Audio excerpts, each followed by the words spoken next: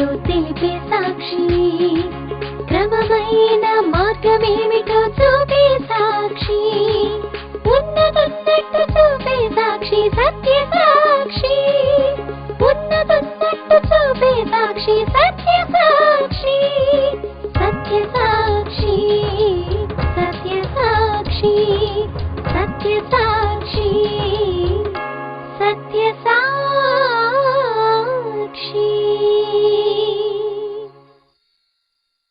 2వ అధ్యాయంలో దేవుడు ఆదాముకు ఆయనతో పాటు మనకును చేసిన మేళ్ల గురించి మనం చెప్పుకున్నాం. దేవుడు వారిని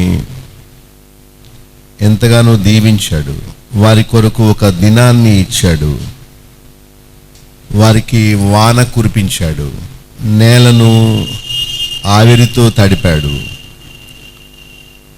వారిని జంతువుల్లా పక్షుల్లా చేయక వారికి జీవాత్మనిచ్చాడు. ఒక తోటను నిర్మించి ఆ తోటలో వారిని భద్రపరిచాడు. తర్వాత రమ్యమైనది 9వ వచనంలో 2:9 మంచిది మన కొరకు మొలిపించాడు. దేవుడు చేసినవన్నీ మంచివే, మన మేలు కొరకు, మన తృప్తి కొరకు. ఒక తండ్రి కుమారునికి ఎలా బిడ్డలకు ఏం కావాలో ఎలా చూస్తాడో అలాగే దేవుడే మనకు కావలసినవన్నీ ఆయన చిత్తానుసారంగా రమ్యమైనవి మంచివి అనుగ్రహించాడు. దేవుడైన యెహోవా చూపునకు రమ్యమైనదియు ఆహారమునకు మంచిదునైన ప్రతి వృక్షమును ఆ తోట మధ్యను జీవ వృక్షమును మంచి చెడ్డల తెలివినిచ్చు వృక్షమును నేల నుండి మొలిపించాను. మనం చూచే రంగురంగుల ఫలాలు ఆయన మన కోసం తయారు చేసినవే. మనము వాటిని కలిగి ఉన్నప్పుడు దేవునికి మనం స్తుతులు చెల్లించాలి. నేను ఒక ఇంటికి వెళ్ళినప్పుడు ఆ ఇంటి షెల్ఫ్లో ఆర్టిఫిషియల్ ఫ్రూట్స్ అన్ని పెట్టారు. నేను వాటిని చూడగానే భలే కలర్ఫుల్గా తీర్చిదిద్దారు అనుకున్నాను. నిజంగా అవి న్యాచురల్ ఫ్రూట్లా ఉన్నాయి. చూడటానికి చక్కగా తినడానికి సిద్ధంగా ఉన్నట్టు చక్కగా వాటిని అలంకరించారు. సో దేవుడు తన జ్ఞానముతో మన కొరకే వాటన్నిటినీ చక్కగా పెట్టాడు. వాటికి మూత ఒకటేసాడు, క్యాప్. మనము గ్రౌండ్ నట్స్ తింటాం కదా, వేరుశనక్కాయలు అంటాం. చక్కగా వాటిని ప్రెస్ చేయగానే ఈజీగా అవి బద్దలవుతాయి. వాటిని తీసుకుని మనం నోట్లో వేసుకుంటాము. అరటిపండు తినినప్పుడు చక్కగా ఆ లేయర్ మనం తీసి ఆ ఫ్రూట్ చక్కగా ముగ్గి ఉంటుంది, దాన్ని తింటాము. సో ఇవన్నీ దేవుడు పైన ఒక క్యాప్ ప్రొటెక్షన్ పెట్టి మంచి కలర్ దానికి ఇచ్చి మనము తినడానికి చక్కగా దాన్ని సిద్ధంగా దేవుడు చేసి పెట్టాడు. దాన్ని చూసినప్పుడు దేవుని ప్రేమ ఎంత గొప్పదో, ఆయన మన ఎడల ఎలాంటి మంచి ఏర్పాటు కలిగి ఉన్నాడో వాటిని జ్ఞాపకం చేసుకుంటూ మనం దేవునికి స్తుతులు చెల్లించాలి. తర్వాత 12-14 వచనాల్లో 4 వైపుల నుండి 4 నదులను పంపాడు. చెరువులు ఎండిపోతాయి, నదులు ఎప్పుడు ఎండవు. చెరువులో నీళ్లు ఎప్పుడు స్థిరంగానే ఉంటాయి, మురికి వాసన కొడతాయి. ఎప్పుడైనా సరే ప్రవాహంగా ఉండే వాటర్ ఫ్లో వల్ల నీళ్లు తాజాగా ఉంటాయి, క్రొత్తగా పుడతాయి. నీటి ప్రవాహము నది ఎంత సమృద్ధిగా మీకు నేను సమాధానం ఇస్తానని దేవుడు చెప్పాడు. సో నిలువ ఉన్న ఆహారం కానీ నిలువ ఉన్న నీళ్లు కానీ అవి ఆరోగ్యానికి మంచివి కావు. ఫ్లో, నదిలో నీళ్లు ప్రవహించినట్లు దేవుడు 4 వైపుల నుండి ఆయన పెట్టిన మంచి మొక్కలు, రమ్యమైన మొక్కలు పచ్చగా ఉండుటకు దేవుడే వాటి కొరకు వాటర్ కూడా సిద్ధం చేశాడు. నేను ఎప్పుడు ఒక ఉదాహరణ చెప్తుంటాను. ఒక ప్రెగ్నెంట్ లేడీ ఏడుస్తూ ఏదో పని చేసుకుంటుంది. పాస్టరు తలుపు కొట్టి లోపలికి వచ్చారు. ఎందుకమ్మా ఏడుస్తున్నావు అంటే, మాకు చాలా ఆర్థిక ఇబ్బందుల్లో ఉన్నాం, మేము గడవడానికే కష్టంగా ఉందనుకున్నప్పుడు రేపు పాపో బాబో పుడతారు, ముగ్గురు అవుతాం, అప్పుడు పోషణ ఎలా అని నేను వరి అవుతున్నాను అని చెప్పింది. అప్పుడు పాస్టర్ గారు అన్నారు, నీవేం చేస్తున్నావు? నేను సాక్స్ అల్లుతున్నాను. బిడ్డ ఇంకా పుట్టలే కదా, పుట్టకముందే నీవు సాక్స్ రెడీ చేస్తున్నావు. తల్లివై ఉండి పుట్టబోయే బిడ్డ కోసం నీవు ముందుగానే ఈ చలి దేశంలో బిడ్డ కాళ్ళు చల్లగా అయిపోతాయేమో అని సాక్స్ రెడీ చేశావు. మానవ మాతృరాలు అయి ఉండి ఇలా ప్రిపేర్ చేశావు. ఇక దేవుడు నీకోసం ముందుగా సిద్ధపరచడా అని చెప్పింది. What a beautiful thing it is. ఈ రోజుకి ఆహారం దేవుడు మనకు సిద్ధం చేశాడు, భూమి నుండి మొలిపించాడు. రేపటికి ఏం కావాలో మనకి, మన బిడ్డలకి దేవుడు సిద్ధం చేస్తున్నాడు. చిన్న బిడ్డలు ఉదయం లేవగానే, మమ్మీ నాకు స్నానం చేయించు, నాకు స్కూల్ యూనిఫామ్ వేయి అని అడుగుతారు. తల్లి ముందు దినాన్ని చక్కగా వాష్ చేసి వాటిని ప్రెస్ చేసి రెడీగా పెడుతుంది.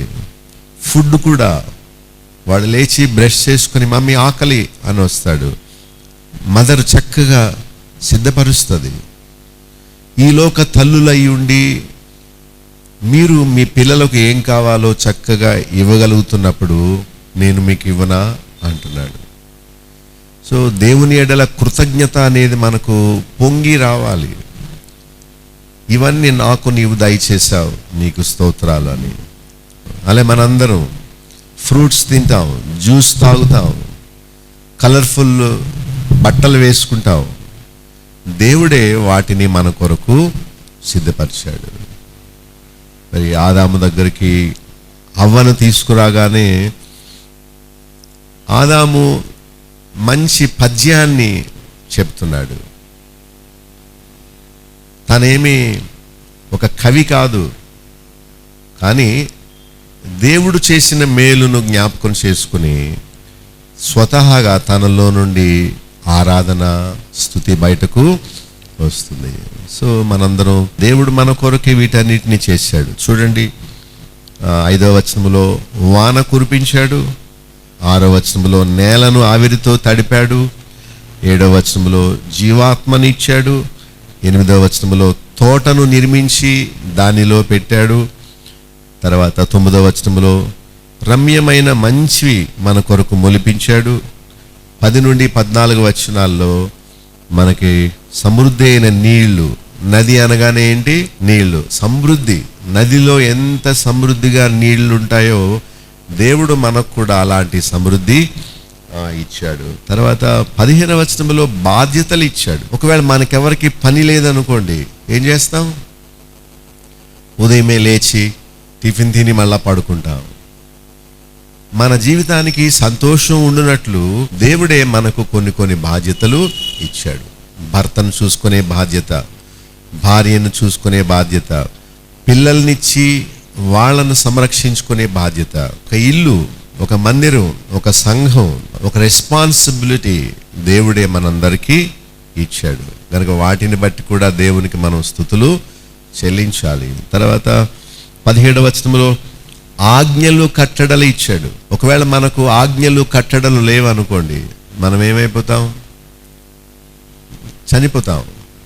ఇప్పుడు అమెరికాలో రూల్ ఏంటంటే రోడ్డుకి కుడి ప్రక్కన వెళ్ళాలి. అందుకనే వాళ్ళ వెహికల్స్ అన్నిటికీ డోరు ఆ ప్రక్కన ఉంటుంది, లెఫ్ట్ సైడ్ ఉండదు. మన దేశంలో మన బస్సెస్కి ఏ పక్కన ఉంటుంది? లెఫ్ట్ సైడ్ ఉంటుంది. సో ఆ దేశానికి ఆ రూలు, ఈ దేశానికి ఈ రూలు. అమెరికా దేశంలో వాహనం నడిపే ఈ driving seat left hand side ఉంటుంది, మనకేమో రైట్ హ్యాండ్ సైడ్ ఉంటుంది.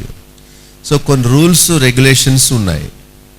ఒకవేళ ఒక దేశం ఉందనుకోండి, ఆ దేశంలో రూలింగ్ లేదనుకోండి, పాలించేవాడు లేడు, క్రమశిక్షణ లేదనుకోండి, ఇక పశువులకి మనుషులకి ఏ తేడా లేదు.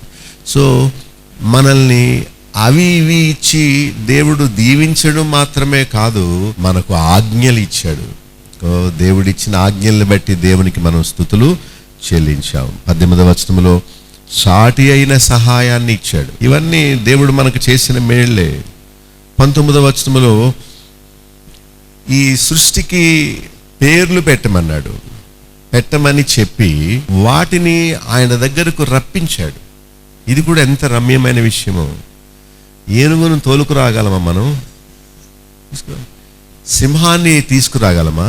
ప్రతి పశువును ప్రతి పక్షిని మనం తేగలమా? మన వల్ల కాదు. ఆదాము కూర్చున్నాడు, దేవుడు వాటిని ఆయన దగ్గరకు రప్పించాడు. ఆదాముకు భార్య లేదు.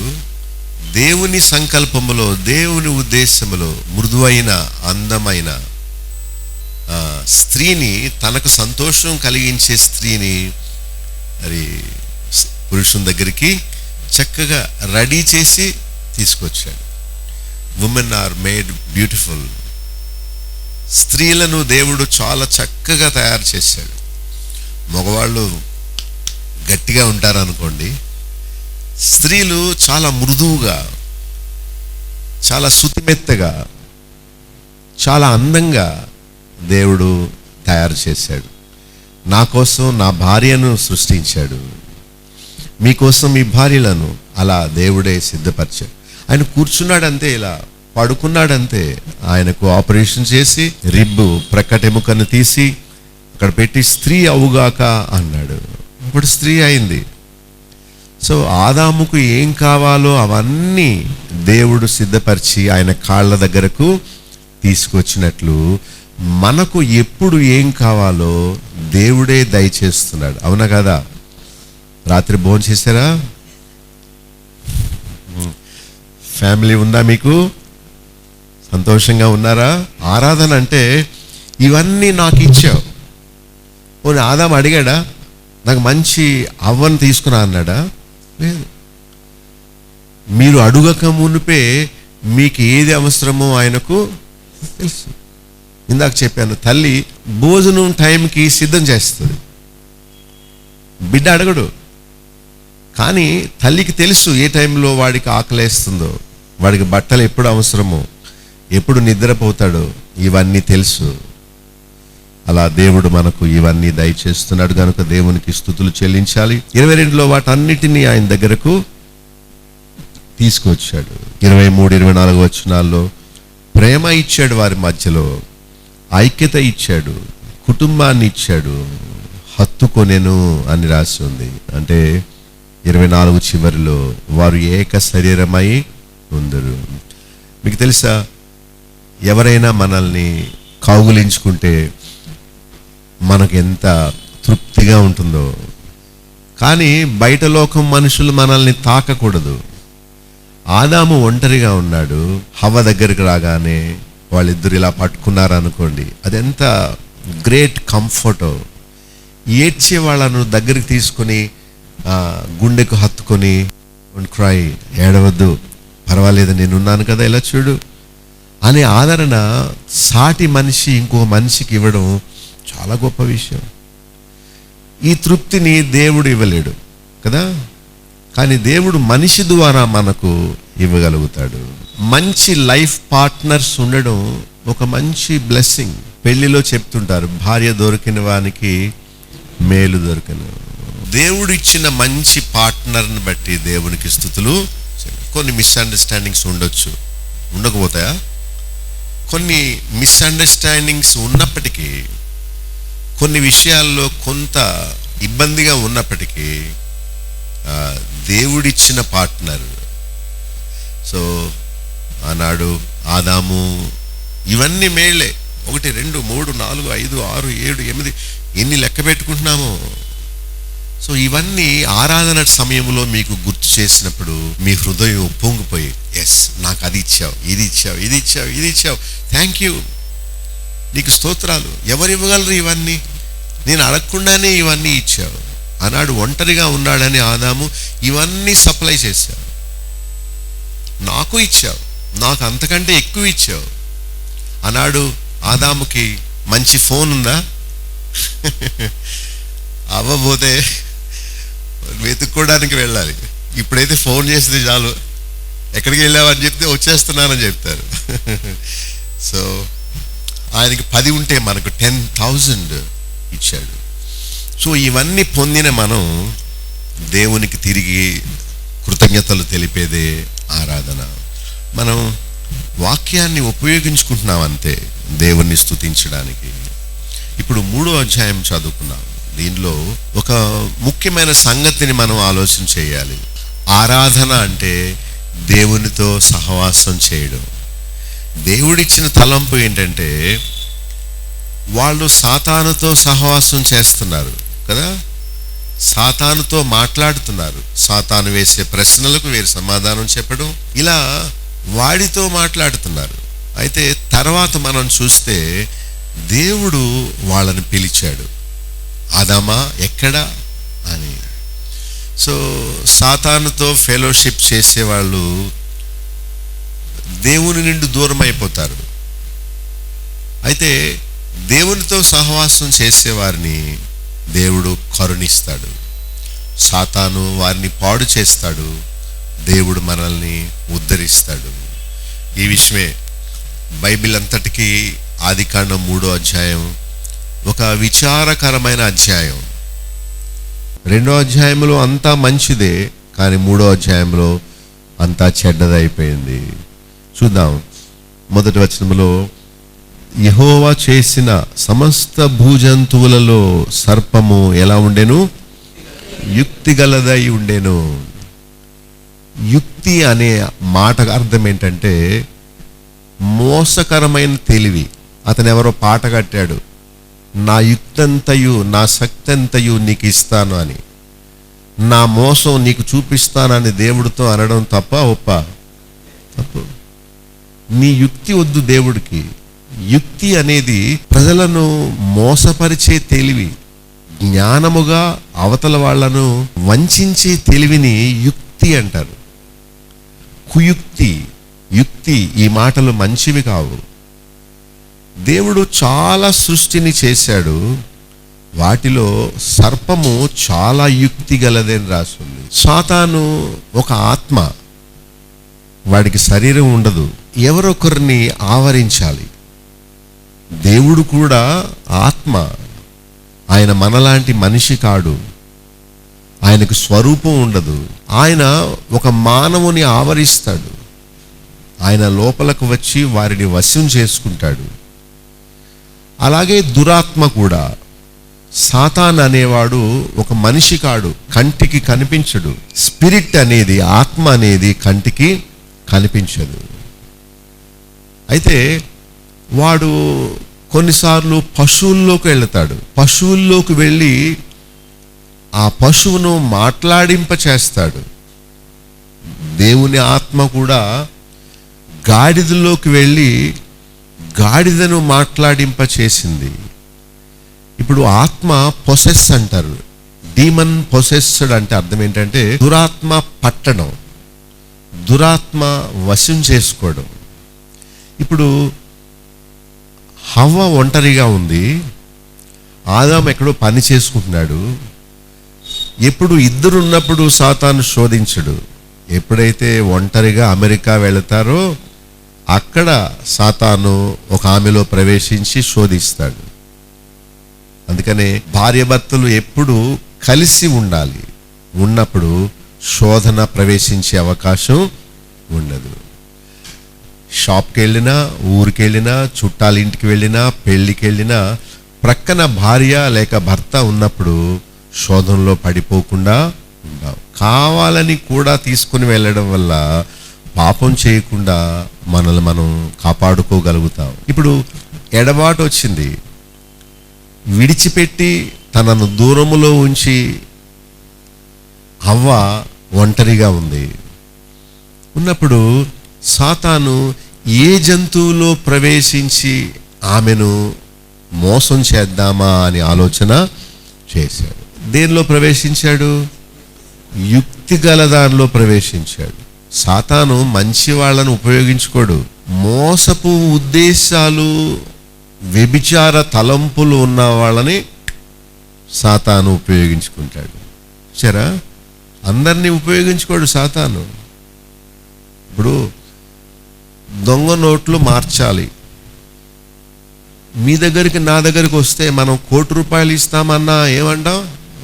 మాకు డబ్బు మీద ఆశ పోయింది, మేము దేవుని బిడ్డలమయ్యాం, మాకు ఆ చెడ్డ సంపాదన వద్దని చెప్తాం.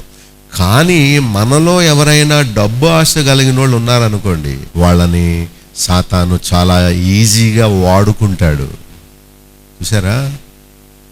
సో హవ్వను మోసం చేద్దాం, ఎవరిని ఉపయోగించుకుందాం? సింహాన్ని ఉపయోగించుకుందామా, ఎలుగుబంటిని ఉపయోగించుకుందామా, లేక ఏనుగును ఉపయోగించుకుందామా, లేక ఒక పక్షిని ఉపయోగించుకుందామా అని చూసి ఎవరు కనిపించారు? సర్పము. మీ మనస్సు ఎలాంటిదో దేవుడికి తెలుసు, సాతానుకు కూడా తెలుసు. దేవుడు అందరినీ ఉపయోగించుకోడు తన పని కోసం. అలాగే సాతాను కూడా ఎవరు యుక్తి గలవారా చూద్దామని ఆయన ఎలా తిరుగుతూ ఉంటాడు. సో ఎవరు కనిపించారు ఆదామును మోసం చేయడానికి? సర్పము, పాము. అందుకనే ఆ సర్పములో సాతాను ఆత్మ ప్రవేశించాడు గనుక సర్పము ఇప్పుడు మాట్లాడడం ప్రారంభం చేసింది. ఆశ్చర్యం కలిగింది హవ్వకు. ఏంటి సర్పము మాట్లాడడం నేను ఎప్పుడు చూడలేదు. దీనిలో మనం నేర్చుకునే పాఠం ఏంటంటే, మనము ఇన్నోసెంట్గా నిర్మలంగా ఉంటే దేవుడు మనలను ఉపయోగించుకుంటాడు. మనము సర్పము వలె యుక్తిగా మోసపు తెలివితేటలతో రకరకాల చెడ్డ ఆలోచనలతో మనం ఉంటే సాతాను మనలో ప్రవేశిస్తాడు. అక్కడ ఒక మీటింగు, దానిలో ప్రశ్నలు జవాబులు, ఒక సహవాసం మనం చూస్తున్నాం. సో నీతిమంతుల సభలో పాపులు నిలువరు, పాపుల సభలో నీతిమంతులు రారు. మనము సాతాను చేత వాడబడే పాత్రగా ఉండకూడదు, కానీ దేవుని మహిమ కొరకు మనము నిర్మలమైన వారుగా ఉండాలి. ఎలా ఉండాలి? యుక్తి అంటే అర్థం ఏంటంటే, చూస్తూ బావున్నావా చెల్లెమ్మ అని మాట్లాడుతూ మనసులో వ్యభిచార తలంపులు కలిగి ఉండడం. చూసారా? యుక్తి అంటే పైకి ఎంతో నిర్మలంగా ఉన్నట్టు కనిపిస్తారు, లోపల చెడ్డ తలంపులతో ఉద్దేశాలతో ఉంటూ ఉంటారు. సో ఎవరైతే అలాంటి యాటిట్యూడ్ కలిగి ఉంటారో వారిని సాతాను కబళిస్తాడు, వాడిని ఆవరిస్తాడు. వెంటనే ఇస్కరియోతు యూదా వానిలో ప్రవేశించేస్తాడు. 12 మంది శిష్యుల్లో అందరిలో సాతాను ప్రవేశించలేదు. ఎవరిలో ప్రవేశించాడు? ఎందుకంటే వాడికి ధనాపేక్ష ఉంది కనుక వాడిని ఉపయోగించుకున్నాడు. సో సాతాను నిన్ను ఎన్నుకొనే పాత్రగా మనం ఎప్పుడు ఉండకూడదు. ఇంతకుముందు యుక్తిగా ఉండేవాళ్ళం, ఇప్పుడు నిర్మలంగా ఉండాలి. యుక్తిగా ఉండాలా, నిర్మలంగా ఉండాలా? అలా ఉంటేనే దేవుడు మన ద్వారా మహిమ పొందుతాడు. ఇది నిజమా అని అనుమానం కలిగిస్తున్నాడు. దేవుడు ఏం చెప్పాడో చెప్పు అన్నాడు. అసలు ఒరిజినల్గా దేవుడు ఆదాముతో చెప్పాడు కానీ హవ్వతో చెప్పలేదు కదా.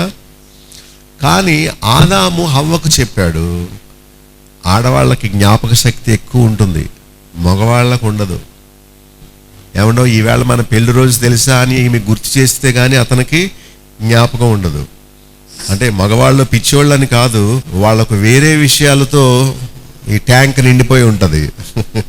సరే, ఏం చెప్పాడో భర్త దానిని ఆమె జ్ఞాపకం చేసుకుంది. అందుకనే సర్పం అడగగానే చక్కగా చెప్పింది, అవును దేవుడు తినొద్దన్నాడు, తిను దినమున చస్తావని చెప్పాడని చక్కగా ఆమె చెప్పింది. కానీ వాడి ప్రశ్న తెలుసుకోవడానికి కాదు. ఎందుకు అడుగుతున్నాడు? వాళ్ళల్లో అనుమానాన్ని కలిగించడానికి. ఇది నిజమా అంటే, ఇది నిజం అంటావా? దేవుడు చెప్పిన అన్ని అబద్ధాలు, మనం ఆ మంచివి తినకూడదని వద్దంటున్నాడు. దేవుడు మాటలు నమ్మకూడదు అని ఆమెను ఏదోలా జవాబు ఆమె నుండే రాబట్టి మళ్ళీ ఆమెను మోసం చేయడానికి ప్రయత్నం చేస్తారు. అసలు స్త్రీలు పురుషులతో మాట్లాడకూడదు, పురుషులు స్త్రీలతో మాట్లాడు. బైబిల్ ఏమంటుందంటే మందిరంలోకి వచ్చినప్పుడు కూడా మాట్లాడకూడదట. ఏదైనా అనుమానం ఉంటే ఇంటి దగ్గర అడగాలి. నేను చాలా లిమిట్గా ఉండడానికి ప్రయత్నం చేస్తాను. హలో అంటే హలో, మంచిదమ్మా, ఉంటాను. ఏదైనా చెప్పాలంటే సహోదరులతో చెప్తాను. ఒకవేళ సహోదరులు ఏమైనా నాకు చెప్పాలనుకుంటే, అమ్మ పాస్టర్ గారితో మాట్లాడండి, ఆమె నాకు అన్ని విషయాలు మీ గురించి చెప్తారు. చూసారా, ఎప్పుడైతే స్త్రీలు పురుషులతో మాట్లాడతారో, ఎక్కువగా సంభాషిస్తారో, వెంటనే సాతాను అక్కడ ప్రవేశిస్తాడు. కనుక శోధనకు మనం చోటు ఇవ్వకూడదు. సో ఎక్కువగా మాట్లాడిన మూలాన ఆ మాటలు దేవుని ఆజ్ఞకు అవిధేయత చూపించేలా చేశాయి. సరే, ఇంగ్లీష్లో ఒక సామెత ఉంది, ఏమంటే ఫెమిలియారిటీ బ్రీడ్స్ కంటెంట్ అని. అంటే అధికమైన పరిచయము కంటెంట్ని తీసుకొస్తుందట. ఇద్దరు కలిసి మాట్లాడుకుంటున్నారు అనుకోండి, పిల్లలు పుడతారట వాళ్ళకి. అంటే బాగా అర్థం అవ్వాలని చెప్పాను. ఇద్దరు కలిసి బాగా స్నేహం చేశారనుకో, వాళ్ళల్లో ఇచ్చిపుచ్చుకోవడాలు వస్తాయి. మన సహవాసం దేవుడు, భక్తి, వాక్యము, ప్రార్థన, అంతే. దీనికి మించి మనం ఇచ్చిపుచ్చుకోవడం, డబ్బులు ఇచ్చుకోవడం, వడ్డీలు వ్యాపారం చేయడం, మాట్లాడుకోవడం, నువ్వు మా ఇంటికి రా, నేను మీ ఇంటికి వస్తాను, ఇది నీ దగ్గర ఉంచు, అది నా దగ్గర ఉంచు, రేపొద్దున మళ్ళా కలుద్దాం, ఇలాంటి మాటలన్నీ ఎప్పుడైతే ఎక్కువైనాయో ప్రొడక్షన్ దిగుతుంది, సారం వస్తుంది. అది విడిపోవడమో, పోట్లాటో, లేకపోతే కక్షలో ఇలాగా అయిపోతాయి. ఈ తెలుగులో ఏముందంటే సామెత, ఎక్కువ రాసుకోవడం వల్ల నిప్పులు రాలుతాయట కదా. రాయి రాయి కొడితే ఏముంది. కానీ మనందరం భయంతో ఉండాలి. ఏమో ఆనాడు హవ్వ పడిపోయినట్టు నేను పడిపోతానేమో, ఏదైనా తోటలోంచి బయటకు వెళ్ళగొట్టబడతానేమో, ఈ ప్రేమను నేను పోగొట్టుకుంటానేమో అనే భయంతో మనం ఉండాలి. అధిక సంభాషణ చేయకూడదు, అవసరమైతేనే మాట్లాడాలి. అవివేకులే ఎక్కువగా మాట్లాడతారు, జ్ఞానవంతులు తక్కువ మాట్లాడతారు. సామెతల గ్రంథములో ఈ విషయం ఉన్నది. సో హవ్వ ఎక్కువ సంభాషించిన మూలానే తాను ఏమైతే చేయకూడదని నేర్చుకుందో దాన్ని ఏం చేసింది, చేసేసింది. ముందు మంచిదే, అమ్మో దేవుడు చెప్పాడు దాని వైపు చూడొద్దు, దాన్ని ముట్టుకోవద్దు, చచ్చిపోతానని చెప్పాడు అని చక్కగా చెప్పింది. ఇంత చక్కగా చెప్పిన ఆమె ఎందుకు చేసింది ఆ పని? Too much conversation. మనమైనా అంతే, ఒక స్త్రీతో కానీ ఒక పురుషునితో కానీ, ఏ వయసు వారైనా ఎలాంటి వారైనా అధిక సంభాషణ చేస్తే ఫెమిలియారిటీ బ్రింగ్స్ కంటెంట్, తప్పక దాని ప్రొడక్షను ఉంటుంది. వాళ్ళు పడిపోవడానికి కారణం అదే. 2-3 వచనాల్లో ఏమని సమాధానం చెప్పింది? వాటిని ముట్టకూడదు, తినకూడదు. ఎందుకు ముట్టాలి, ఎందుకు పాపం చేయాలి? నేను చెప్తుంటాను, జెంట్స్ లేడీస్కి షేక్ హ్యాండ్ ఇవ్వకూడదు, స్త్రీని ముట్టకుండుట పురుషునికి మేలు. మన భారతదేశ సంస్కృతి చాలా మంచిది. నమస్కారం అండి, వందనాలండి, ఎంత మంచి అలవాటు. ఎందుకు టచ్ చేయాలి, ఎందుకు టెంప్ట్ చేయబడాలి? మనందరం వీక్ కదా, మనందరం వీక్ కనుక శోధనలో పడిపోకుండునట్లు మనల్ని మనమే ప్రొటెక్ట్ చేసుకోవాలి. ఆ ఊబిలోనికి మనమే ఏడవబడతాం, ఆ ఊబిలోకి వెళ్ళిపోకుండా మనల్ని మనమే ప్రొటెక్ట్ చేసుకోవాలి, కాపాడుకోవాలి. దేవుడు చెప్పిన ఆజ్ఞను హవ్వ సాతానుతో చెప్తుంది. ఏమని? 2 ఆజ్ఞలు, ముట్టకూడదు, తినకూడదు. బాగానే చెప్పింది, కానీ ఏం ఉపయోగం? అలా చేయలేదు, ముట్టుకున్నది, తినేసింది. పోనీ తినేసి తన భర్తకు కూడా ఇచ్చింది. చూడండి, జ్ఞానవంతులకు ఒక్కసారి చెప్తే చాలు, అజ్ఞానులే మళ్ళా మళ్ళా అడుగుతారు. మీరు లైఫ్లో చూడొచ్చు, రే అదేలా పట్ట అని అనగానే ఏంటి అన్నావు అన్నారు అనుకోండి, అంటే వాడు పిచ్చోడు అనమాట, వాడి బ్రెయిన్ మొద్దుదనమాట. జ్ఞానవంతులు ఒక్కసారి చెప్పగానే దాన్ని ఆలోచిస్తారు. ఒకరోజు నేను ప్రార్థన చేయి, నేను పలానా మీటింగ్లో ఉంటాను, పలానా టైంలో చాలా పెద్ద మీటింగు, చాలా సవాలుతో తీసుకున్నాను, చాలామంది వస్తున్నారు, మంచి వాక్యం చెప్పాలి, ఘనత నాకు రాకూడదు, దేవుడు మహిమపరచబడాలి అని ఒక ఆయన్ని అడిగాను. సరిగ్గా నేను మీటింగ్కి వెళ్ళే ముందు ఆయన ఫోన్ చేసి, ఏమండి ఎలా ఉన్నారు, ఏంటి ఈవేళ ఏంటి అని అడుగుతున్నాడు నన్ను. నేనన్నా, నిన్న చెప్పింది మర్చిపోయావా, నువ్వు నా కోసం ప్రార్థన చేస్తావేమో అనుకున్నాను, ఏం చెప్పానో గుర్తులేదంటే, ఏం చెప్పారు అన్నాడు. సరే నమస్తే ఉంటాను అని పెట్టేశారు. వాళ్ళు అంత షార్ప్ కాదు, ముట్టవద్దు తినవద్దు, భర్త చెప్పింది విన్నది, మళ్ళా తిరిగి ఇతరులకు సాతానుకు చెప్పింది, కానీ ఏమి లాభం, ఏది చేయొద్దందో దాన్ని. సాతాను 4వ వచనంలో అంటున్నాడు, మీరు చావరు అన్నాడా లేకపోతే చావనే చావరు అన్నాడా?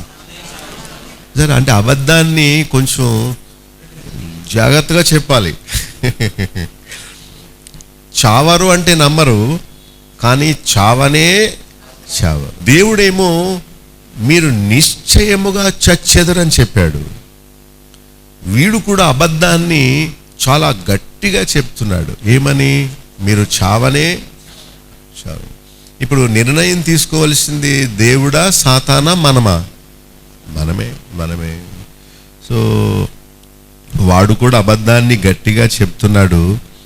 ఎంత గట్టిగా చెప్పినా కూడా మనం వినకూడదు. ఒక వస్తువును మనకు అంటగట్టే వాళ్ళు చాలా బలవంతం చేస్తారు. మీరు కొనండి, చాలా మంచిది, తీసుకోండి, ఈ పాలసీ కట్టండి, చాలా మంచి పాలసీ, మీరు చచ్చిపోతే డబ్బులు ఇస్తారు. ఎవరికి? మనకి ఇస్తారా?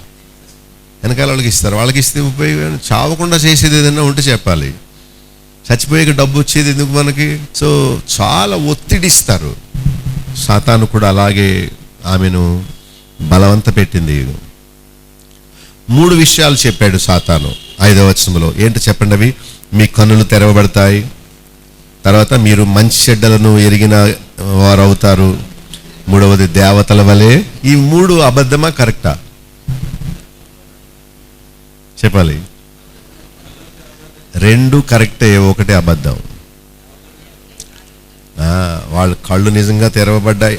వాళ్ళు అంతకు ముందు కూడా నేకెడ్గానే ఉన్నారు, దిగంబరులుగానే ఉన్నారు, కానీ దిగంబరులు అనే విషయం వాళ్లకు తెలియదు. అంటే అలాంటి చెడు తెలివితేటలు, చెడు తలంపులు, చెడు చూపులు వాళ్లకు. ఎంత నిర్మలంగా ఉన్నారో, దేవుని సృష్టి అంత మంచిగా ఉండింది. ఎప్పుడైతే తింటారో మీ కళ్ళు నిజంగా తెరవబడ్డాయి.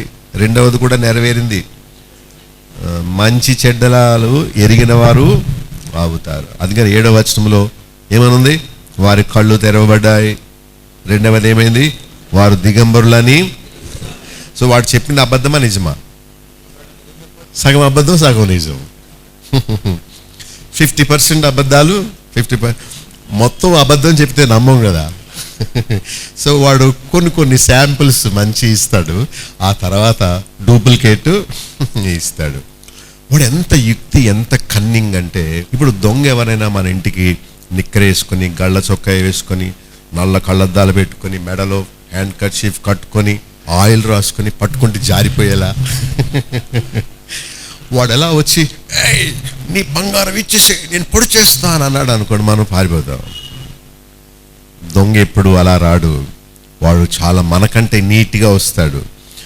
మన ప్రేమ కోరినట్లుగా వాడు మన మీద ఏవో ప్రేమ ఒలకబోస్తాడు, ఏదేదో చెప్తాడు. నీకు ఇచ్చేస్తాను, ఎంత 10 రోజుల్లో ఇచ్చేస్తాను, మళ్ళీ నీకు వడ్డీ వేసి 10 రూపాయలు వడ్డీ వేసి ఇచ్చేస్తానని ఎన్ని మాటలు చెప్తాడు. మన దగ్గర నుంచి ఆ పైసలు తీసుకెళ్ళిపోయిన తర్వాత మనకు అసలు కనిపించడు. దొంగలు ఎప్పుడు ఇలానే ఉంటారు. వాడు చెప్పిన లాస్ట్ మాట అబద్ధం ఏంటంటే, మీరు దేవతల వలె. దేవతల వలె అయ్యారా? దిగంబరులు అయిపోయారు, సిగ్గుపడిపోయే దాక్కునే స్థితికి వచ్చేసారు. 6వ వచనంలో అది ఆమె వెంటనే చూచింది 3 విషయాలు ఉన్నాయి. ఆహారమునకు మంచిది, కన్నులకు అందమైనది, వివేకమిచ్చు రమ్యమైనది. 3 ఎందుకు చూడాలి, ఎందుకు శోధింపబడాలి, ఎందుకు పతనమైపోవాలి? రోడ్డు మీదకి వెళ్ళగానే అన్ని శోధనలే. అక్కడున్న వస్తువులు, మనం చూసే మనుష్యులు, ఎంటర్టైన్మెంటు, వాల్ పోస్టర్స్, ఇవన్నీ మనల్ని శోధిస్తాయి. అయితే మనం కామ్గా మొబైల్లో ఏదో చూసుకుంటున్నాం అనుకోండి, ప్రయాణంలో చక్కగా ఇంటికి వస్తాం. మనం దిక్కులు చూస్తున్నాం అనుకోండి, ఇలాగా మన శోధనలో పడిపోతాం. నేను పర్సనల్గా ఇచ్చే ఒక అడ్వైజ్ ఏంటంటే, ఎందుకు చూడాలి, ఎందుకు శోధింపబడాలి? శోధను జయించడం అంటే మనం కళ్ళు మూసుకోవడం ఎంతో ఉత్తమము. ఆమె కన్నులకు అందమైందిగా కనిపించిన మూలానే దాన్ని తీసుకుని తినింది. ఒక అమ్మాయి ఏమందో తెలుసా? నేను అంత అందంగా ఉండను గనుక నేను పవిత్రంగా ఉన్నాను. ఇది చాలా అర్థం. ఆమె వైపు ఎవరూ చూడలేదట. ఏంటి కారణం? ఆమె అందంగా లేదట. అది నాకు మేలైంది, దేవుడు నన్ను వివాహం వరకు కన్యకలా ఉంచాడు. నేను అందంగా ఉన్నానని చెప్పుకునే వాళ్ళందరూ వాళ్ళ అందాన్ని మరింత ఎక్కువ చేసుకుని పాపములో పడిపోయారు, వారి కన్యాత్వాన్ని పోగొట్టుకున్నారు. దేవుడు నన్ను తగుమాత్రం ఉంచాడు, నన్నెవరు శోధించలేదు, నన్నెవరు కోరుకోలేదు, నేను పాపములో పడిపోలేదు. అందుకే దేవునికి స్తోత్రాలు. చూడండి ఎంత ఉన్నతమైన ఆలోచనలో చూడండి. సో కన్నులకు అందమైంది, ఆహారమునకు మంచిది, వివేకమిచ్చు రమ్యమైందిగా ఉన్నట్టు చూచింది. పాపము అందంగా రమ్యంగా కనిపిస్తుంది. ఆ సీసాలో ఉండే విస్కీ, బ్రాందీ ఇవన్నీ ఎలా అనిపిస్తుంది? గోల్డ్ కలర్లో తళతళలాడేలా అనిపిస్తుంది. అది తాగితే వాడిగా చచ్చినట్టే, మొద్దుబారిపోద్దు జీవితం అంతా. ఎప్పుడైతే చూచిందో, శోధింపబడిందో కొన్ని తీసుకుని భర్తకు కూడా ఇచ్చింది. 7వ వచనంలో వారి కన్నులు తెరవబడ్డాయి, వారు దిగంబరులన్నీ తెలుసుకున్నారు గనుక వారు అంజూరపు ఆకులతో కచ్చడాలు చేసుకున్నారు. వారు తినిన క్షణమందే దేవుని యొక్క కట్టడ నుండి తొలగిపోయారు. చూసారా? ఎప్పుడైతే వద్దన్నది తిన్నదో అప్పుడే వాళ్ళు ఆత్మీయమైన కన్యాత్వాన్ని వారు పోగొట్టుకున్నారు. దేవుని దృష్టిలో చచ్చిన వారయ్యారు. ఒక చెట్టు నుండి కొమ్మ విరగబడితే ఎలా సపరేట్ అయిపోతే ఎండిపోవడానికి ప్రారంభిస్తుందో అలా వారు ఆజ్ఞకు అవిధేయత చూపించిన అప్పుడే వాళ్ళు దేవుని నుండి వేరైపోయారు. దిగంబరులుగా తెలుసుకుని వారు సొంత ప్రయత్నాలు చేయడం ప్రారంభించారు. ఇప్పుడు యుక్తితో ఉన్న తెలివితేటలు వాళ్ళకు వచ్చాయి. వాళ్ళు తమ దిగంబరత్వాన్ని కప్పుకోవడానికి ఎన్నో ప్రయత్నాలు చేస్తున్నారు. 8వ వచనంలో దేవుడు తోటలో సంచరిస్తున్నాడు. 9వ వచనంలో ఆదామా నీవు ఎక్కడ ఉన్నావు అని అడుగుతున్నాడు. సో ఇప్పటి వరకేమో సాతానుతో ఫెలోషిప్, ఇప్పుడేమో దేవునితో. ఏది మంచిదంటారు? నీవు ఎక్కడ ఉంటున్నావో, నీ సహవాసము ఎవరితో అనే దాని మీద నీ ఆత్మీయ జీవితం ఆధారపడి ఉంటుంది. వాళ్ళు సాతానుతో సహవాసం చేయడం వల్ల శోధింపబడ్డారు, దేవుని నుండి దూరం అయిపోయారు, పతనమైపోయారు. అయితే దేవుడు వాళ్ళని పిలుస్తున్నాడు, ఆదామా ఎక్కడ ఉన్నావు అని పిలుస్తున్నాడు. 8, 9 వచనాల్లో వాళ్ళిద్దరూ కలిసే ఉన్నారు. వారిద్దరూ దేవుని స్వరాన్ని విన్నారు. ఆయన ఎదుటికి రాకుండా వాళ్ళు చెట్లలో దాక్కున్నారు. సరే, కప్పుకోవడం, దాగుకొనడం అనేది మొదలైంది. ఇంతకుముందు వాళ్ళు చాలా ట్రాన్స్పరెంట్గా ఉండేవారు. ఎప్పుడైతే డోర్ బోల్ట్ పెట్టావో లోపలేదో జరుగుతుంది. ఎప్పుడైతే రహస్యంగా దూరంగా వెళ్ళి మాట్లాడుతున్నావో అక్కడ అనుమానించవలసిన విషయం ఏదో ఉన్నది. వాళ్ళకి ఎప్పుడూ లేనిది దాగుకునే మనసు వచ్చింది. వాళ్ళ స్వంత ప్రయత్నాలు చేస్తూ వారి దిగంబరత్వాన్ని కప్పుకోవడానికి వారు ప్రయత్నం చేస్తున్నారు, సిగ్గుతో ఉన్నారు. ది కాన్సిక్వెన్సెస్ ఆఫ్ సిన్, పాపమునకు ఫలితము వెంటనే వాళ్ళు చూశారు. చూసారా? మనం అనుకుంటాం ఏం పర్వాలేదు అనుకుంటాం, కానీ పాపం చేసిన వారికి ఆ దుడుకు, ఆ భయం వాళ్ళ హృదయంలో వెంటనే ప్రారంభం అవుతుంది. ఎవరు వారిని తరమక్కర్లేకుండానే వాళ్ళలోనే ఒక రకమైన గిల్టీ, పాపం చేశాము అనే భయం వాళ్ళని తరుముతుందట. అంటే నిర్మలమైన ధైర్యముతో ఉన్న ఈ జీవితాన్ని వారు పోగొట్టుకుంటారు. పాపం చేసి వచ్చిన అతను భార్యతో మాట్లాడగలడా? మాట్లాడతాడు కానీ గుటకలేస్తాడు. ఆడవాళ్ళకు ఉండదు, ఇది మగవాళ్ళకే ఉంటుంది. Adams Apple. ఇతరులు మనతో మాట్లాడుతున్నప్పుడు వాళ్ళు గుటకలేస్తూ మాట్లాడారంటే వాళ్ళు చెప్పేది అబద్ధమని అర్థం. మరి స్త్రీలకు ఎందుకు పెట్టలేదో దేవుడు, పురుషులకి ఎందుకు పెట్టాడో ఇది. మాట్లాడుతున్నప్పుడు ఎవరైనా గుటక మింగారంటే వాళ్ళు చెప్పేదాన్ని మనం అనుమానించాలి. వీళ్ళలో భయం వచ్చింది, వీళ్ళు దేవుని నుండి దాక్కోవడానికి వాళ్ళు చెట్ల వెనక్కి వెళ్ళిపోయారు. ఇందాక నేను చెప్పినట్టు ఒకసారి పిలవగానే అనాల్సింది, అసలు పిలిపించుకోకూడదు. ఎదురుగా ఉంటే ఎవరు పిలుస్తారు? గత రోజులన్నిటిలో పిలవలేదు. ఇప్పుడే ఏడబోయినావయ్యా ఆదామా, వేర్ ఆర్ యు అంటే కనిపిస్తలేదు కనుక గట్టిగా అరవవలసి వచ్చింది. 2 సార్లు పిలిచాడు. ఎందుకు ఈ కర్మ? ఎందుకు జీవము నుండి వేరైపోయావు? ఎందుకు దాగుకోవలసి వచ్చింది? ఎందుకు నీ పాపాన్ని కప్పిపుచ్చుకోవడానికి, కనిపించకుండా చేయడానికి ప్రయత్నం? ఇవన్నీ సాతానుతో చేసిన సహవాసం వల్ల వచ్చిన ఫలితాలు. 10వ వచనంలో ఆయన పిలుపునకు స్పందిస్తున్నాడు. దిగంబరిగా ఉంటిని గనుక భయపడి దాగుకొంటిని. బాగా చెప్పాడు, అబద్ధం చెప్పలేదులేండి. అప్పుడు దేవుడు అడుగుతున్నాడు, నీవు దిగంబరివని నీకు చెప్పినది ఎవరు?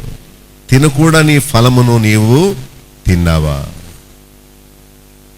దేవుడికి తెలీదా తిన్నాడో లేదో? తెలుసు. తినబోతాడని కూడా తెలుసు.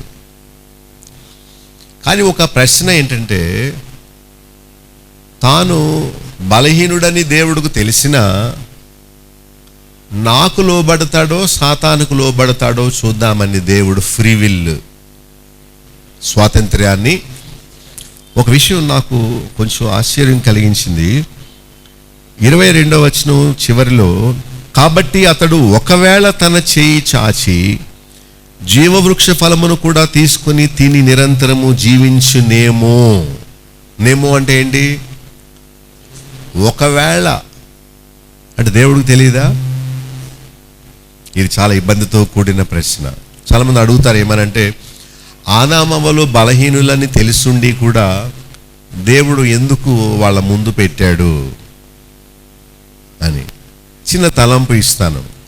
దేవునికి అన్నీ తెలుసు, కానీ దేవుని ప్రేమ ఏంటంటే, సరే నువ్వేం కావాలో కోరుకో, నువ్వేం చేస్తావో చూద్దాం, నిన్ను బలవంత పెట్టను, నువ్వేది సాతాను సహవాసం చేస్తావో, ఏదైనా తోటలో నాతో సహవాసం చేస్తావో నీ ఇష్టం, చూస్ ఫర్ యువర్ సెల్ఫ్, నువ్వే నిర్ణయించుకో అని దేవుడు అత్యంత ప్రేమ గలవాడు కనుక మనల్ని ఏమాత్రం ఒత్తిడి చేయకుండా మన ఇష్టానికి మనల్ని అప్పగించాడు.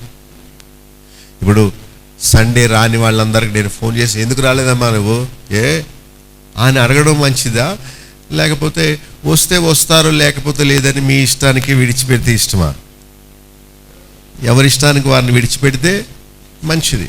ఎందుకంటే ఇన్ని రోజులు ఫోన్ చేసి మిమ్మల్ని పిలవాలి, మిమ్మల్ని ఆపరేట్ చేయడానికి నా దగ్గర రిమోట్ కంట్రోల్ పెట్టుకున్నాను అనుకోండి,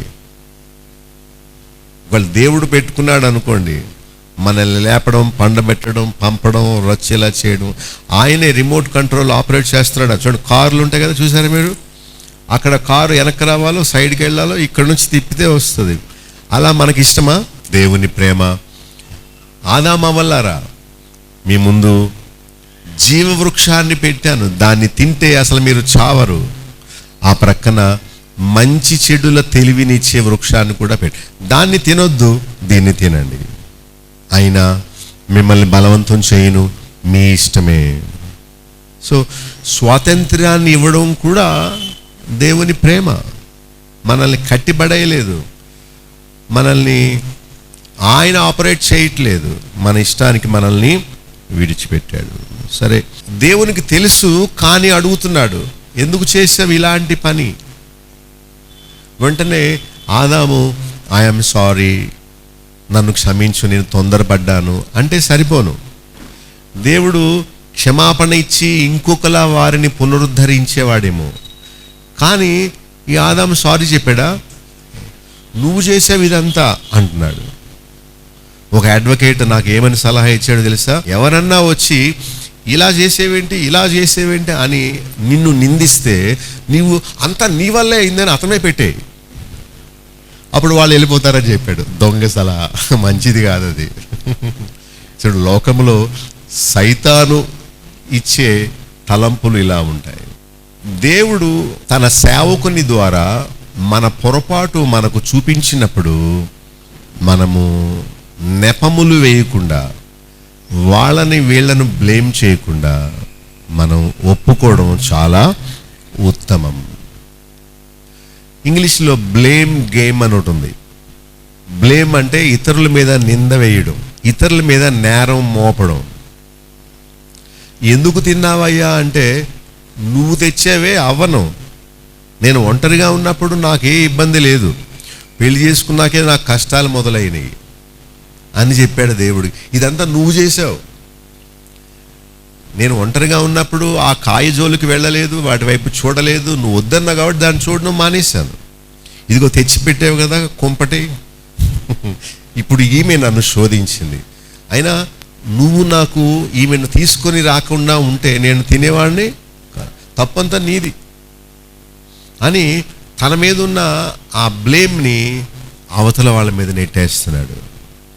నేను ఎప్పుడు అనుకుంటాను, ఒకవేళ ఆదాము ఒప్పుకొని ఉండుంటే క్షమించే దేవుడు కదా, మన దేవుడు ఎంత మంచివాడు, ఎంత ప్రేమ గలవాడు. నిజంగా ఐఎమ్ రియల్లీ సారీ అని అంటే ఆయన మనసు కఠినమంతా పోతుంది. ఆ నినివే పట్టణస్తుల్ని కాల్చి చంపేద్దాం అనుకున్న దేవుడు ఐఎమ్ సారీ అని చెప్పిన ఒక్క మాట వలన వారందరినీ ఆయన క్షమించాడు. క్షమించుటకు సిద్ధ మనసు గలవాడు ఆయన, తప్పక క్షమిస్తాడు. అడగాలి కదా మనం, కానీ మనం అడగం, కానీ ఇతరుల మీద నెడుతూ ఉంటాం. తప్పు నాది కాదు. సరే, హవ్వ దగ్గరకు వచ్చాడు, అమ్మ నువ్వేనంట కదా ఇలా చేస్తావంటే, అమ్మమ్మ నేను కాదు, సర్పము అంటే ఆదామేమో అవ్వ దగ్గరికి, అవ్వేమో సర్పం దగ్గరికి, సర్పమేమో ఇంకొకరి మీద. ఇదంతా భక్తి తాత్పర్యం అనిపించట్లేదు. ఒప్పుకోవడం, కనికరం పొందడం, క్షమాపణ పొందడం లేదు. దేవుని సన్నిధి ఒక అద్దం లాంటిది. మనం అద్దం ముందుకు వచ్చినప్పుడు మన సహజ స్వరూపాన్ని అద్దం చూపిస్తుంది. ఏ మచ్చ ఉందో, ఎలా ఉన్నామో. సరి చేసుకోవడం మంచిదా, అద్దాన్ని కొట్టడం మంచిదా? చాలా ఉత్తమం.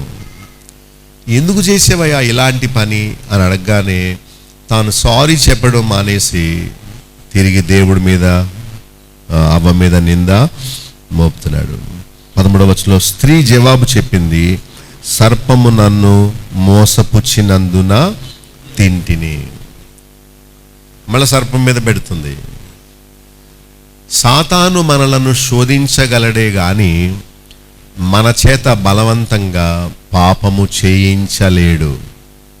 సరే, స్త్రీ చెప్తుంది, సర్పము నన్ను మోసపుచ్చిన మూలాన నేను తింటిని అని.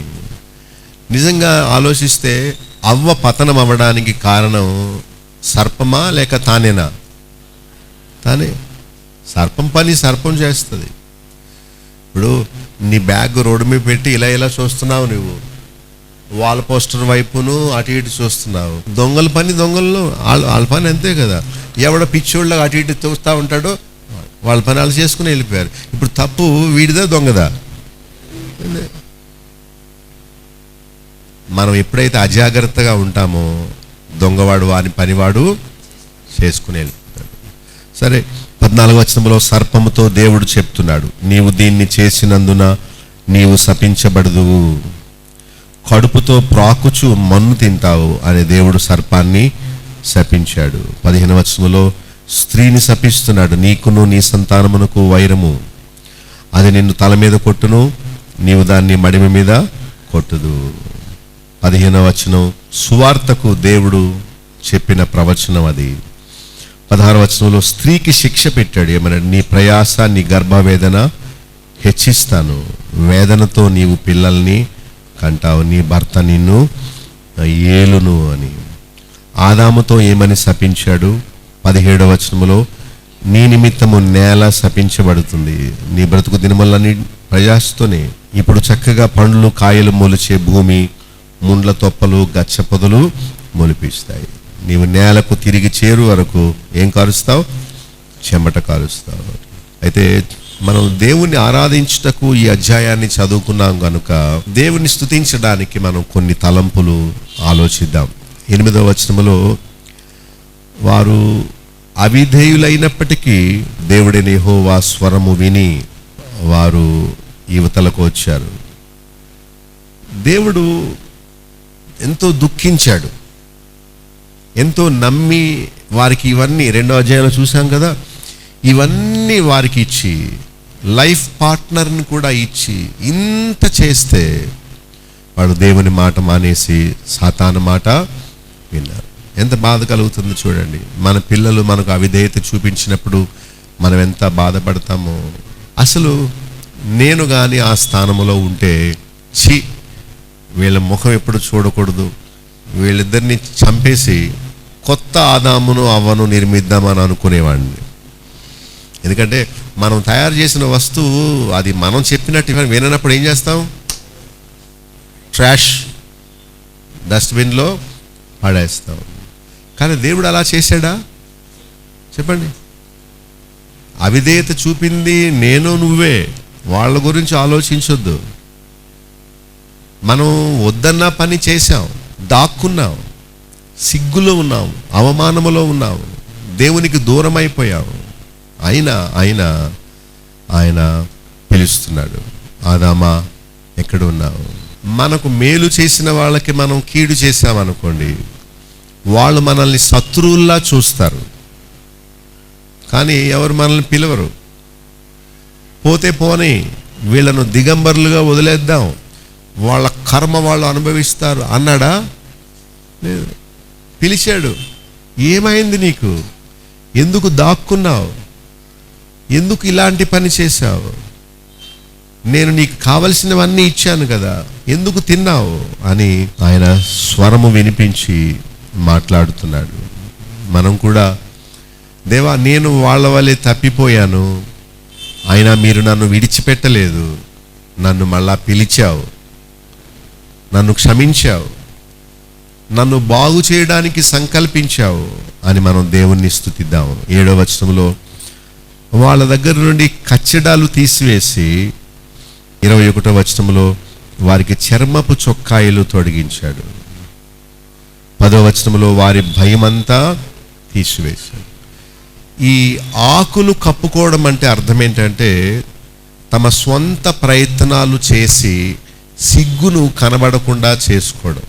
మనం కూడా అలాంటివి ఎన్నో చేసాం. ఆకు సాయంత్రానికి ఏమైపోతుంది?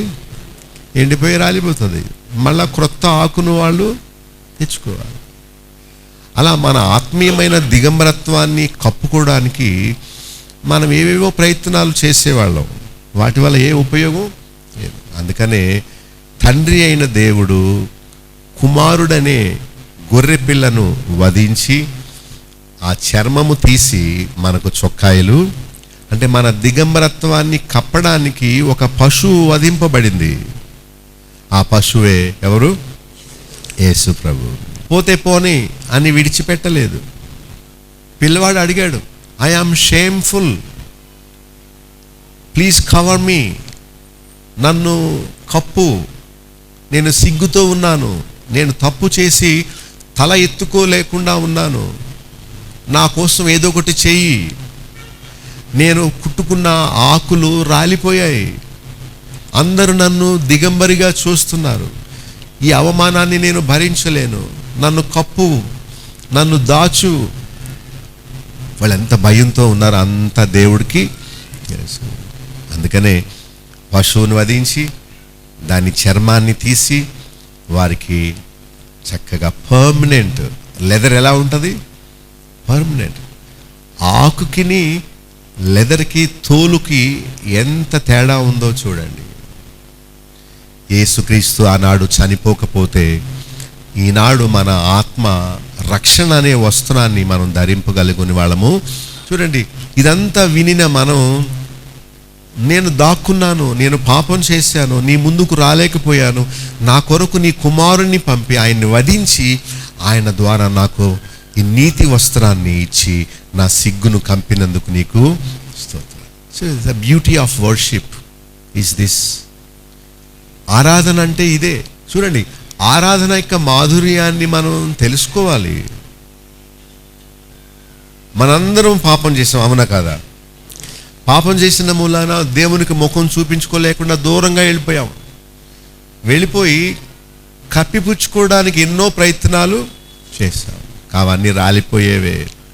దేవుడు మన తిప్పలు చూసి, మన అవస్థలు చూసి ఒక పర్మనెంట్ సొల్యూషన్ ఒకటి ఆలోచించాడు. ఏంటది? వీరికి ఆకులు కాదు, చర్మపు చొక్కాయిలు ఇస్తాను. ఆకు పోతుంది కానీ లెదర్ ఎప్పటికీ పోదు. అలాగా క్రీస్తుని మన కొరకు వధించవలసి వచ్చింది. ఆయన చనిపోకపోతే ఆయన వస్త్రం మనకు తొడుక్కోవడానికి అవకాశం లేదు. మనందరం పాపులం కదా. ఇక్కడ ఎవరైనా నీతిమంతులు ఉన్నారా? ఎవరు? ఆదామవలు దాక్కున్నట్టు మనం పాపం చేసి గిల్టీ కాన్షియస్తో, ముఖం చూపించలేని పరిస్థితులతో మనం ఉన్నాము. మనం సిగ్గుగా ఉండడం దేవునికి ఇష్టం లేక, మనం ఆయన బిడ్డలం కనుక మన కొరకు తన కుమారుని వధించి ఆయన చర్మముతో మనకు రక్షణ వస్త్రాన్ని, నీతి వస్త్రాన్ని ఇచ్చాడు. హల్లెలూయా. బాబా బాబా బాబా బాబా అనడం మంచిదా? నా కోసం ప్రాణం పెట్టినందుకు నీకు స్తోత్రాలు అనడం మంచిదా? చక్కని మాటలతో దేవుని స్తుతించడం ఆరాధన, లేక వెర్రి వెర్రి మాటలతో కలవరపరచడం ఆరాధన? నేనే ఆ అవ్వను, నేనే ఆ ఆదామును. ఏది వద్దన్నదో దాన్ని చేశాను. చేయడం వల్లనే ఎంతో అనారోగ్యాలు తెచ్చుకున్నాను, ఎంతో దుఃఖం తెచ్చిపెట్టుకున్నాను, ఎంతో సిగ్గు అవమానంతో నీకు దూరం అయిపోయాను. అయితే నేను అలాంటి స్థితిలో ఉండడం నువ్వు ఇష్టపడక నా కోసం దిగి వచ్చి నన్ను పేరు పెట్టి పిలిచి నా కొరకు నీ కుమారుని వధించి నా దిగంబరత్వాన్ని కప్పినందుకు, నా సిగ్గును తీసివేసినందుకు నీకు స్తోత్రాలు అని మనం తండ్రి అయిన దేవుణ్ణి ఏం చేయాలి? ఆరాధించాలి. మా చిరునామా బాబులోక్ గండి, chairman, Bethel assembly, Nallajarla. Pin code 534112, పశ్చిమ గోదావరి జిల్లా, ఆంధ్రప్రదేశ్. మా ఫోన్ నంబర్స్ 08818277333. మా సెల్ నెంబర్ 9440111250. మరొక సెల్ నెంబర్ 9000000803. మా ఈమెయిల్ ఐడి satyasakshi.tv@gmail.com. మా వెబ్సైట్ www.bethelassembly.net.